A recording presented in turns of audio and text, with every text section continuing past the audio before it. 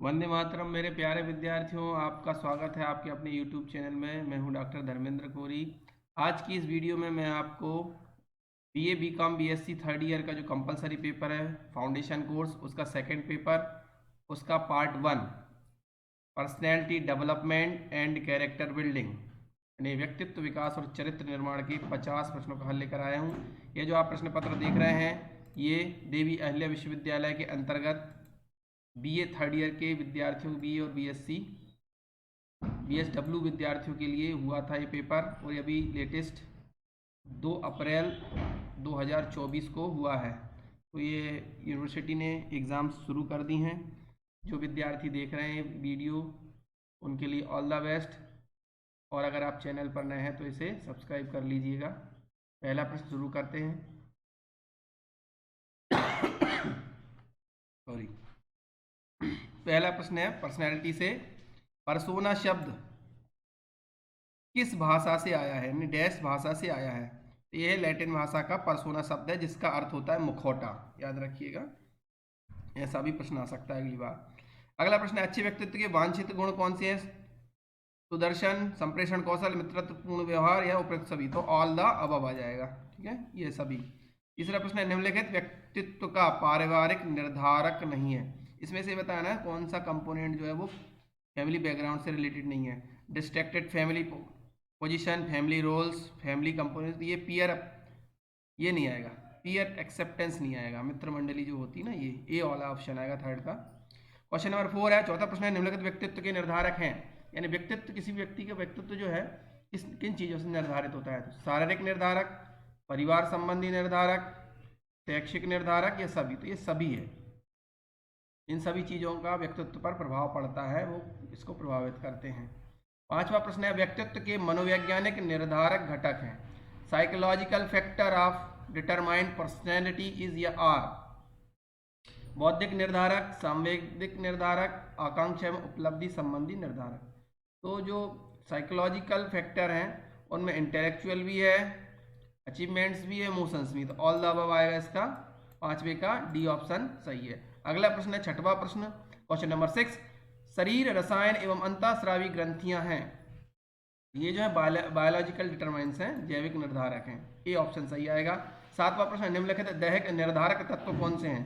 तो इनमें से दैहिक पूछा है। दैहिक का अर्थ होता है फिजिकली।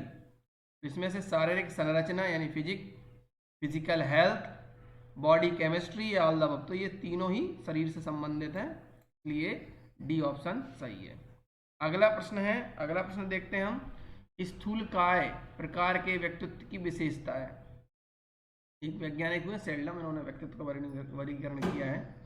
तो इसमें स्थूलकाय के लिए पूछा गया है, तो ये आएगा ऑप्शन गोलाकार।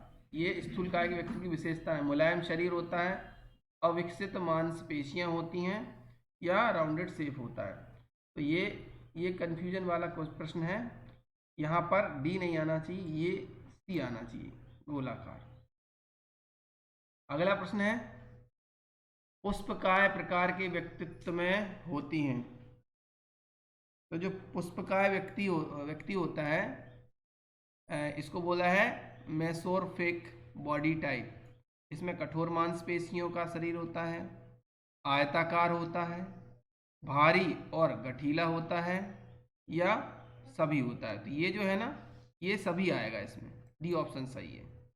आध्यात्मिक बुद्धि का संबंध है। तो आध्यात्मिक बुद्धि, स्पिरिचुअल इंटेलिजेंस रिलेटेड टू, कहाँ से रिलेटेड है, आत्मा से। बी ऑप्शन सही है। तो नेक्स्ट क्वेश्चन नंबर 11, सामाजिक बुद्धि के पहलू हैं।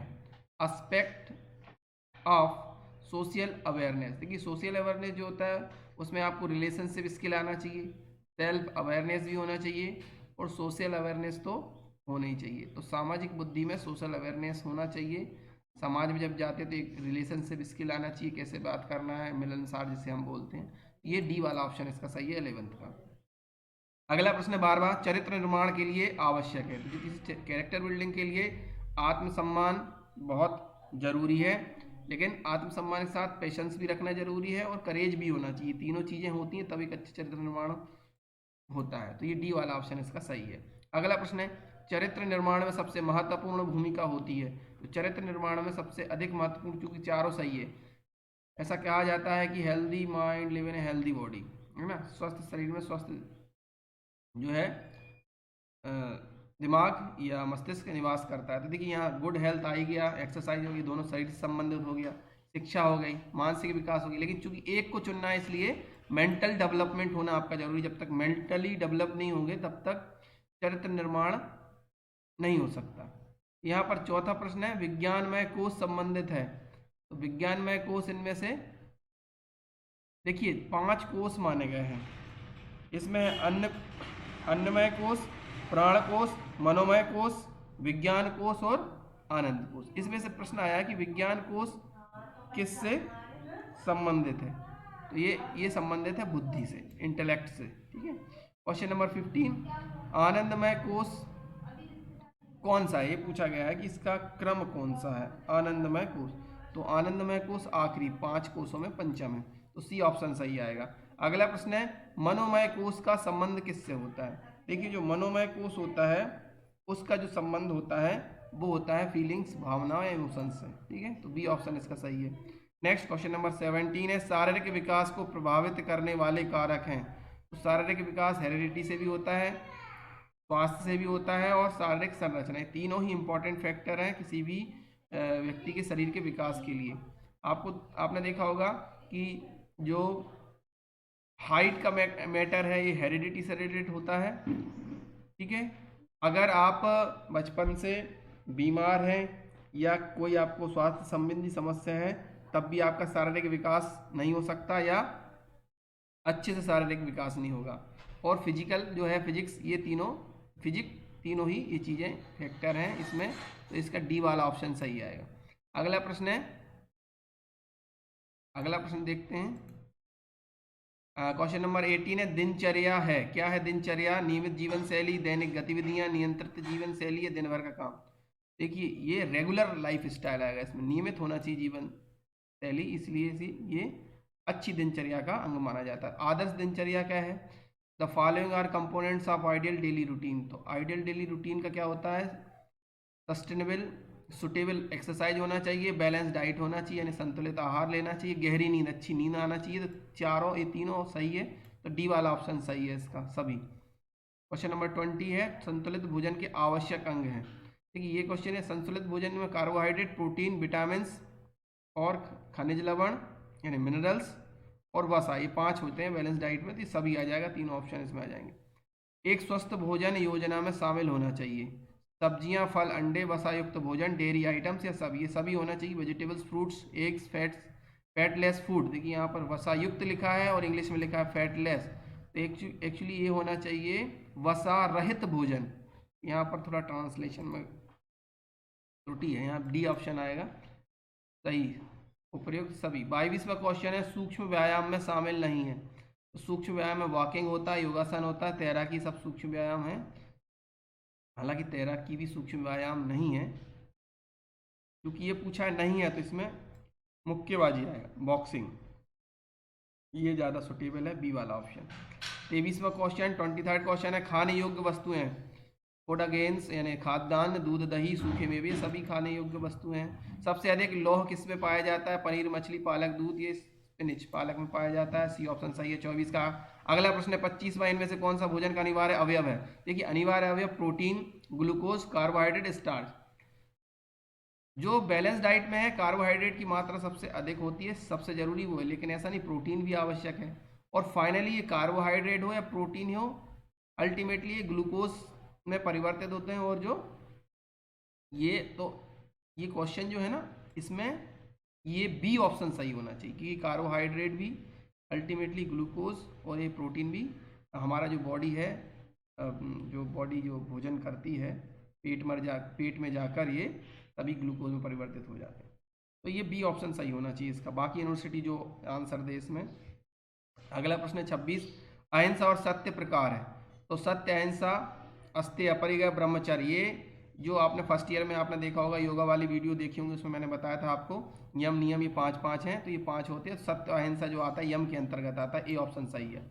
नियम में शामिल है, तो नियम में शौच, संतोष, तप, स्वाध्याय सभी है, तो डी ऑप्शन आ जाएगा 27 का डी।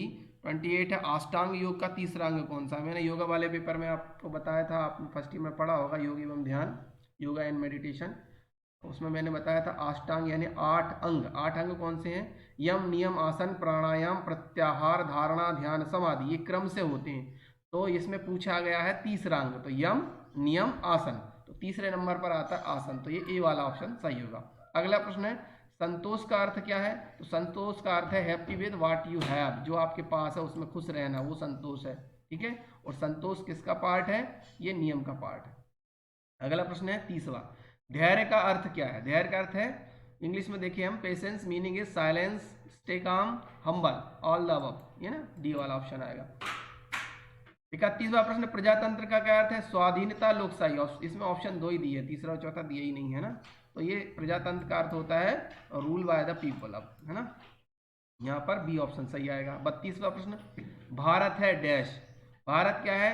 इंडिपेंडेंस नेशन, डेमोक्रेटिक है, फेडरल स्टेट और ऑल द अबव। देखिए ये संघीय राज नहीं है, ये दो तो सही है, इंडिपेंडेंट भी है, प्रजातंत्री देश है, पर उपयुक्त तो सभी इसलिए नहीं आ सकता। इंग्लिश का अगर हम देखें फेडरल, हमारा जो भारतीय संविधान है वो कहता है कि भारत संघों का राज्य है, यूनियन ऑफ स्टेट है हम, फेडरल स्टेट है अमेरिका, फेडरल स्टेट है ऑस्ट्रेलिया। तो यहाँ पर एक ऑप्शन आना है तो बी आना चाहिए, और सभी लेना तो वैसे मानेगी यूनिवर्सिटी इसमें ये डी वाला मानेगी, पर ये इसको संघीय नहीं, भारत संघों का राज्य, संघीय राज नहीं है, यूनियन ऑफ स्टेट, ना कि फेडरल स्टेट। फिर भी इसका 32 का डी शायद यूनिवर्सिटी देगी। नेक्स्ट अगला प्रश्न है स्वराज शब्द का उपयोग सर्वप्रथम किसने किया?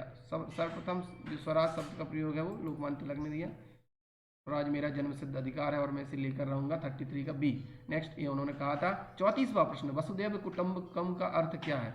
वसुदैव कुटुंबकम का अर्थ है संपूर्ण, यानी पूरा संसार जो है एक परिवार है, बी ऑप्शन सही है। G20 समिट यानी G20 सम्मेलन का मुख्य सूत्र वाक्य क्या था? यही था, वसुधैव कुटुंबकम था। और जैसे इंग्लिश में ये भी कहा गया है, one earth, one family, one future, तो ये दोनों ही आना चाहिए, पर अब चूंकि एक लगाना है तो ये वाला ऑप्शन ही आएगा। वैसे ये दोनों, इसका जो मीनिंग किया गया था इंग्लिश में वो ये था, वन अर्थ वन, और वसुधैव कुटुंबकम भी था। तो ऑप्शन में चूंकि 2 ही दिए हैं तो ए या बी दोनों होना चाहिए, ए लगा दिया है तो भी सही है। अब विश्वविद्यालय जो है देवीलाल विश्वविद्यालय इंदौर का पेपर है, जो इसमें सही मानेगी। ठीक है, नेक्स्ट 36 है उच्च नैतिकता का लाभ है कॉन्फिडेंस, असर्टिवनेस, सेल्फ रिस्पेक्ट, सभी सभी आएगा। अगला प्रश्न 37वां प्रश्न, नैतिक मूल्यों को प्रभावित करने वाले घटक हैं। नैतिक मूल्य क्या? सामाजिक संबंध, सांस्कृतिक मूल्य, शारीरिक मानसिक स्वास्थ्य, सभी, तो ऑल द अबव आ गया इसमें। अगला प्रश्न है 38 का, प्राणायाम है, तो प्राणायाम क्या है? योगाभ्यास, श्वास प्रक्रिया, योगासन, ये सभी। प्राणायाम एक्चुअली क्या है? ये आसन नहीं है, प्राणायाम आसन अलग अलग होता है। तो प्राणायाम है श्वास प्रक्रिया, ब्रीथिंग प्रैक्टिस होता है, ब्रीद इन, ब्रीद होल्ड और ब्रीद आउट, जिसे हम कुंभक, रेचक और पूरक कहते हैं। अगला प्रश्न है 39 क्वेश्चन, प्राणायाम के भेद है। प्राणायाम के 3 ही भेद हैं, है ना, retention, breathe in, breathe out, यानी वही रेचक, कुंभक और पूरक। अगला प्रश्न है 40वां, कर्मयोग का उपदेश दिया था श्री कृष्ण ने महाभारत में, गीता के अंतर्गत कर्मयोग का उपदेश दिया है। 41वां प्रश्न, कर्मयोग के सिद्धांत हैं कर्तव्य, ईगो, अटैचमेंट या सभी? कर्मयोग तो सिर्फ कर्तव्य, ये ड्यूटी की बात करता है, ए ऑप्शन सही है। 42वां प्रश्न है कर्मयोग, कर्म किए जा फल की चिंता मत कर, ये सूत्र वाक्य किसका है? तो ये जो है कर्मयोग का है। ठीक है, अगला प्रश्न है भक्ति के स्वरूप, फॉर्म ऑफ भक्ति है। भक्ति के स्वरूप तो वैसे कई हैं, लेकिन जो शास्त्रीय बात करें तो इसमें नवदा भक्ति, 9 प्रकार की भक्ति की बात की गई है, तो सी ऑप्शन इसका सही होगा। 44वां प्रश्न है मैं कौन हूँ। ये जो मैं कौन हूँ, ये संबंध किससे है, यानी किससे संबंधित है? ये मैं कौन हूँ ये बताता है ज्ञान योग, और अपने आप को जानना ये बताता है हठ योग। भक्ति योग और कर्म योग अलग है। कर्म योग तो कहता है कर्म करो, तो इसका सी या डी ऑप्शन सही होना चाहिए। अब इसमें आप लोग देख लीजिएगा विश्वविद्यालय क्या कि दोनों ऑप्शन हैं। हठ योग बताता है कि आप कौन हैं, यानी आपकी बॉडी के अंदर जो चक्र वाली व्यवस्था होती है, मणिपुर चक्र, आग्नेय चक्र, मूल चक्र, मूलाधार चक्र, ये सब इसी के अंतर्गत आते हैं। तो ज्ञान मार्ग में ये जाना जाता है। अगला प्रश्न है भारतीय मानक समय की गणना कहाँ से होती है? तो ये मिर्जापुर, सी ऑप्शन सही है। इंडियन स्टैंडर्ड टाइम जो calculated at Mirzapur. Question number 46 है, महावीर स्वामी जैन धर्म के कौन से तीर्थंकर हैं? तो आपने पढ़ा होगा 24वें तीर्थंकर हैं, कुल 24 तीर्थंकर ही हुए हैं और अंतिम तीर्थंकर आपके स्वामी महावीर हैं। पहले कौन से हैं? आदि ऋषभनाथ। नेक्स्ट, अब 23वें आप मुझे कमेंट करके बताइए कि 23वें तीर्थंकर कौन है। अगला प्रश्न, सर्वोच्च राजनीतिक पुरुष हैं। अब देखिए इस प्रकार के क्वेश्चन नहीं देने चाहिए। सुप्रीम पॉलिटिकल लेजेंड, देखिए सुभाष चंद्र बोस भी अपने आप में एक महान व्यक्तित्व हैं, महात्मा गांधी जी भी हैं, ये सभी जितने आप देख रहे हैं ऑप्शन में सभी। अब चूंकि सर्वोच्च एक चुनना है हमें तो बी ऑप्शन इसमें सही आएगा, महात्मा गांधी। कुछ लोग कहते हैं कि महात्मा गांधी राजनीतिक नहीं थे, उन्होंने कोई राजनीतिक पद ही नहीं लिया है ना, तो इसलिए क्वेश्चन इस प्रकार के क्वेश्चन पूछे नहीं जाना चाहिए। ठीक है, खैर फिर भी। अगला प्रश्न है, विश्व धर्म सभा यानी विश्व धर्म सम्मेलन शिकागो अमेरिका में स्वामी विवेकानंद जी ने क्या संबोधन दिया था? तो ये सबसे पहले संबोधन यही था, my brothers and sisters of America, है ना, मेरे भाई और बहनों, बी ऑप्शन इसका सही है। कब दिया था भाषण? ये मैंने अभी हिंदी वाले पेपर में बताया, आप कमेंट बॉक्स में मुझे कमेंट करिएगा। आपको इससे पहले बता दूं, इसकी आपको अगर पीडीएफ चाहिए तो ये डिस्क्रिप्शन लिंक में एक एप्लीकेशन का लिंक है, उसको क्लिक करके वो एप्लीकेशन डाउनलोड कीजिए। इसमें आपको आंसर सहित एक ये पीडीएफ आपको मिल जाएगी। ठीक है, और अगर प्ले स्टोर पर जाएंगे तो मैक्स गेनर नाम से आपको मिल जाएगा। चैनल को आप लाइक करिएगा, शेयर करिएगा, शेयर करने से ज़्यादा व्यक्तियों तक, स्टूडेंट्स तक पहुँचता है। रेगुलर प्राइवेट दोनों विद्यार्थियों के लिए काम का वीडियो, दोनों का सिलेबस एक है। किसी भी विश्वविद्यालय से आप वीडियो देख रहे हैं सबका सिलेबस सेम है और क्वेश्चन रिपीट होते हैं। आप फर्स्ट ईयर और सेकंड ईयर में ये चीज़ देख चुके हैं। बार बार मैं यही कहता हूँ कि विद्यार्थी प्रैक्टिस नहीं करते, एक दो वीडियो देखते हैं। प्लेलिस्ट है इसमें मेरे चैनल पर NEP थर्ड ईयर नाम से, उसमें केवल थर्ड ईयर की वीडियो आपको मिलेंगे, हालांकि अभी बहुत कम है लेकिन धीरे धीरे बढ़ते जाएंगे। चलिए अगला प्रश्न है, सेकंड लास्ट क्वेश्चन है 49 है, मातृभाषा का अर्थ है। मातृभाषा का अर्थ है शिशु जो जन्म से के साथ सीखता है, ये वाला आएगा, मदर्स टंग नहीं। ये आएगा जब बच्चा जन्म से जो सीखता है वो मदर टंग होती है। उदाहरण के लिए अगर किसी की माता की जो मदर टंग गुजराती है लेकिन वो बच्चा बचपन से किसी कारणवश या जो कहीं और चला जाता है, किसी और के पास भी रहेगा, तो उसकी मदर टंग वो कहलाएगी। कन्नड़ हो तो कन्नड़ कहलाएगी, हिंदी हो तो हिंदी कहलाएगी। तो ये वाला ऑप्शन सही आएगा बी। भारतीय क्रिकेट के सर्वोच्च महापुरुष है। अब ये क्वेश्चन भी देखिए बिल्कुल मेरे तरफ से तो बिल्कुल भी ये क्वेश्चन ठीक नहीं है। Supreme legend of Indian cricket, देखिए ये जो चारों ऑप्शन है ना, ये सब अपनी अपनी क्षेत्र में महारथी हैं। सुनील गावस्कर उस समय जिस समय क्रिकेट खेलते थे उस समय इतने अच्छे पैड्स नहीं होते थे, ग्लव्स नहीं होते थे, है ना, हेलमेट अच्छे नहीं होते थे, और बिना हेलमेट के वेस्ट इंडीज के बॉलरों का ये सामना करते थे सुनील गावस्कर। बड़ी बड़ी लंबी पारियां खेली उन्होंने टेस्ट मैच में, तो ये अपने आप में लेजेंड है। कपिल देव, भारत को पहला क्रिकेट विश्व कप दिलाने का श्रेय कपिल देव को ही है, और कौन भूल सकता है उनकी 175 रन की पारी, सारे विकेट 5-6 विकेट गिरने के बाद उन्होंने जो 6वें विकेट के लिए 175 नाबाद बनाए थे जिम्बाब्वे के खिलाफ, जिसके बाद हमारा भारत सेमीफाइनल में पहुंचा और फिर अंततः हम फाइनल जीते। तो ये भी अपने आप में लेजेंड है। महेंद्र सिंह धोनी भी हैं, इतने 1983 के बाद उन्होंने T20 वर्ल्ड कप दिलाया, 2011 में वर्ल्ड कप दिलाया, तो ये भी अपने आप में लेजेंड है। सचिन तेंदुलकर तो लेजेंड है ही।